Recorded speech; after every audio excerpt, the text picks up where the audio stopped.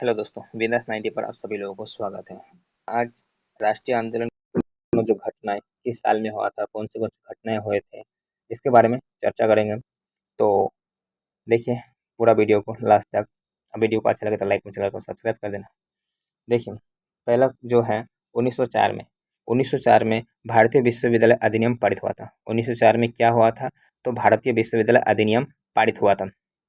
1905 में बंगाल विभाजन हुआ था। घोषणा 1905 में बंगाल विभाजन हुआ था। उसमें भारत का वायसरॉय जो था लॉर्ड कार्जन था। ठीक है। उसके बाद नेक्स्ट जो है 1906 में मुस्लिम लीग की स्थापना हुआ था। 1906 में क्या क्या हुआ था? तो मुस्लिम लीग की स्थापना हुआ था। 1907 में सूरत अधिवेशन हुआ था। मतलब कांग्रेस की फूट हुए थे या टूट हुए थे, मतलब नरम दल और गरम दल में विभक्त हो गए थे। 1907 में सूरत अधिवेशन, अध्यक्ष कौन था? तो रहमतुल्लाह साहनी थे।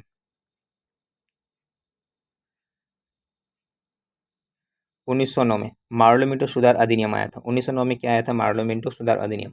1911 में ब्रिटिश सम्राट का दिल्ली दरबार। 1911 में क्या हुआ था? तो ब्रिटिश सम्राट का दिल्ली दरबार। ब्रिटिश सम्राट का दिल्ली दरबार हुआ था 1911 में। होम रूल लीग का निर्माण कब हुआ था? तो 1916 में हुआ था। होम रूल लीग का निर्माण कब हुआ था? 1916 में हुआ था।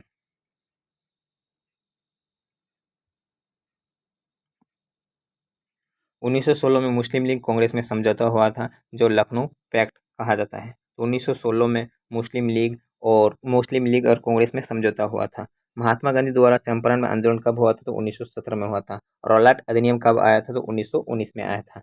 उसमें जलियांवाला बाग हत्याकांड कब हुआ था? तो 1919 में हुआ था।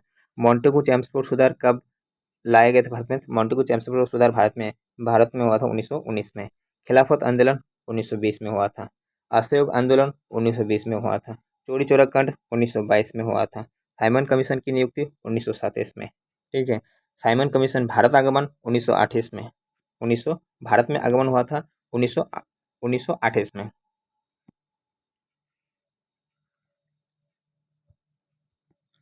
उसके बाद 1929 में भगत सिंह द्वारा केंद्रीय असेंबली में बम विस्फोट किए गए थे।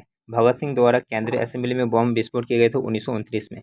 कांग्रेस द्वारा पूर्ण स्वतंत्रता की मांग की गई थी कब? तो 1929 में। अध्यक्ष कौन थे? तो जवाहरलाल नेहरू थे।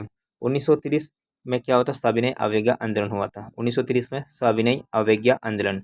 1930 में प्रथम गोलमेज सम्मेलन हुआ था। 1931 में द्वितीय गोलमेज सम्मेलन और 1932 में तृतीय गोलमेज सम्मेलन। गांधी जी सिर्फ द्वितीय गोलमेज सम्मेलन में ही शामिल हुए थे ब्रिटेन में। 1932 में तृतीय गोलमेज सम्मेलन। 1932 में सांप्रदायिक निर्वाचक प्रणाली की घोषणा की गई थी। सांप्रदायिक निर्वाचक प्रणाली की घोषणा कब की थी? 1932 में। पूना पैक्ट कब हुआ? तो पूना पैक्ट पूना पैक्ट 1932 में हुआ था।